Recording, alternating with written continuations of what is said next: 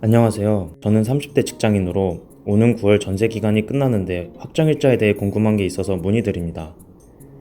저는 논현동의 한 오피스텔 원룸에서 6년째 전세로 살고 있는데요.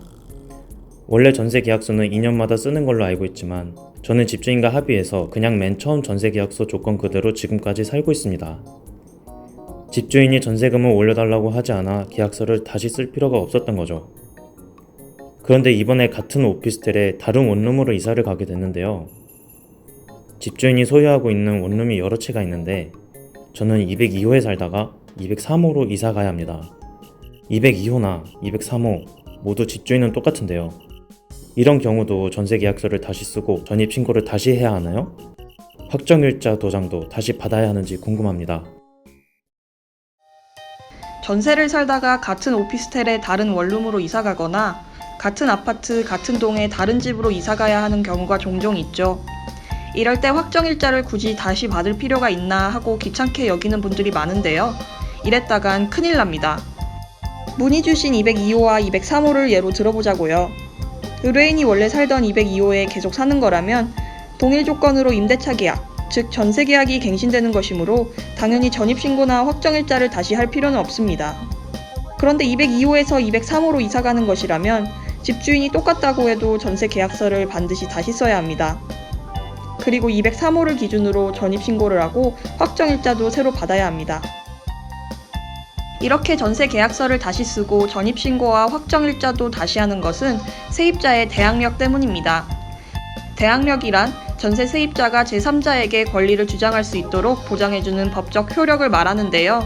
이렇게 전입신고를 해서 대항력 요건을 갖추고 확정일자까지 받아놔야 만약 원룸이 경매로 넘어갈 때 전세 보증금을 우선 변제받을 수 있습니다. 여기서 우선 변제란 원룸의 낙찰 대금에서 후순위 권리자나 그 밖의 채권자보다 가장 우선해 세입자가 전세 보증금을 돌려받을 권리를 말합니다. 이 우선 변제 권리는 임차인이 주택에 이사를 오고 전입신고를 마친 뒤 전세 계약서에 확정일자를 받은 다음날 0시부터 그 효력이 발생합니다. 전입신고와 확정일자는 원룸 주소지의 주민센터에서 할 수 있는데요. 절차가 간단해 누구나 쉽게 할 수 있습니다. 여기서 하나 더. 전세로 원룸이나 아파트, 빌라 등을 고를 때 꼭 주의해야 할 게 있습니다. 자신이 전세로 살 집에 선순위 근저당권이 얼마나 있는지 파악하는 겁니다. 예컨대 매매가 2억 원짜리 원룸을 전세보증금 1억 2천만 원에 전세로 임대한다고 해보죠.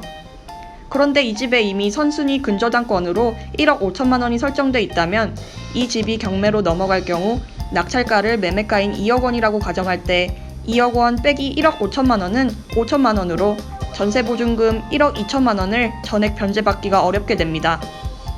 그러니까 근저당권이 아예 없는 권리관계가 깨끗한 집을 골라서 전세계약을 맺는 게 중요합니다. 만약 부득이하게 근저당권이 이미 설정된 집에 전세로 들어갈 때는 근저당권 설정 금액과 자신의 전세 보증금을 합한 금액이 집의 시세보다 훨씬 낮아야 합니다. 그래야만 경매나 공매 같은 만약의 사태 때 자신의 전세 보증금을 안전하게 지킬 수 있습니다. 물론 이때도 전입신고와 확정일자는 반드시 해놔야 합니다. 특히 대법원은 확정일자를 받은 날과 근저당권 설정일이 똑같을 경우 근저당권의 변제에 우선순위를 준다고 판결했는데요. 요즘에는 전세 계약서에 이처럼 동일일자 근저당권 설정을 금지하는 내용을 명시하고 있으니까 이것도 잘 고려해야 합니다. 지금까지 비밀보장 법률 상담이었습니다.